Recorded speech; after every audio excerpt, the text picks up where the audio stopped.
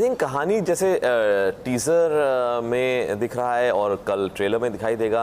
I think एक तो जब लोग टीज़र और ट्रेलर देख रहे हैं वो रिएक्ट कर रहे हैं, जो स्केल है सीरीज़ का उस पर रिएक्ट कर रहे हैं। और ये मैं कहना चाहता हूँ कि स्केल वाइज ये मेरी किसी भी फिल्म से बड़ा है। लोग यूजुअली सोचते हैं कि अगर सीरीज़ है OTT प्लेटफॉर्म के लिए तो फीचर फिल्म से बड़ा स्केल नहीं हो सकता, लेकिन मैं ये कह सकता हूँ, और मैंने काफ़ी बड़ी फिल्में बनाई हैं, स्केल वाइज ये मेरी किसी भी फिल्म से बड़ा है, क्योंकि कहानी ही ऐसी है। ये कहानी है आज़ाद हिंद फ़ौज की। 55,000 मेन एंड वेमेन जो 1942 से 1945 वर्ल्ड वॉर 2 में उन्होंने एक फ़ौज बनाई और वो हिंदुस्तान की आज़ादी के लिए लड़े थे। लेकिन अनफॉर्चुनेटली क्योंकि ये सारी लड़ाइयाँ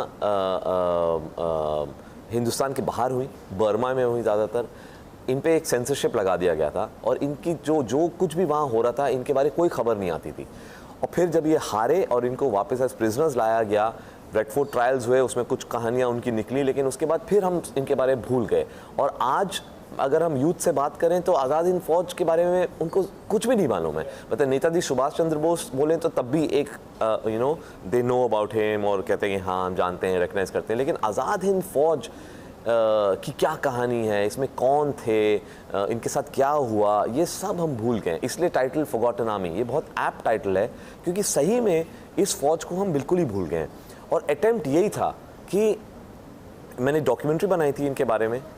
उस टाइम पे इनके 2 वेटरन्स कैप्टन लक्ष्मी सहगल, गुरबख्श सिंह ढिल्लन हमारे साथ, मेरे साथ सिंगापुर से थ्रू मलेशिया बर्मा ड्राइव करके 3 महीने हमने ड्राइव किया था और पूरा रूट रिट्रेस किया था। उसके थ्रू पता चला हमें कि कहानी क्या थी। उसके बाद जब मैं ये ओरिजिनल सीरीज़ लिख रहा था, मैंने कहा यार ये कहानी बहुत इम्पॉर्टेंट कहानी है। Story wise of course drama है, सब कुछ है, लेकिन बहुत इम्पॉर्टेंट भी है कि as a country we should know what this was about. क्योंकि कुछ चैप्टर्स होते हैं हिस्ट्री के जो बहुत ही इंस्पिरेशनल होते हैं, और ये एक ऐसा एक इंस्पिरेशनल चैप्टर है जिसके बारे में हम कुछ भी नहीं जानते हैं। और इसलिए ये अटेम्प्ट है फॉरगॉटन आर्मी कि मैं फाइनली ये कहानी एक टू अ बिगर ऑडियंस बताई जाए।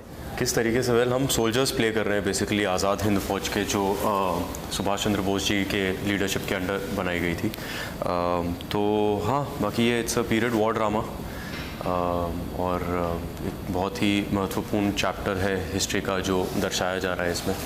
तो या आई थिंक तो जो मेरा किरदार है माया, वो रानी झांसी रेजिमेंट की एक सोल्जर है।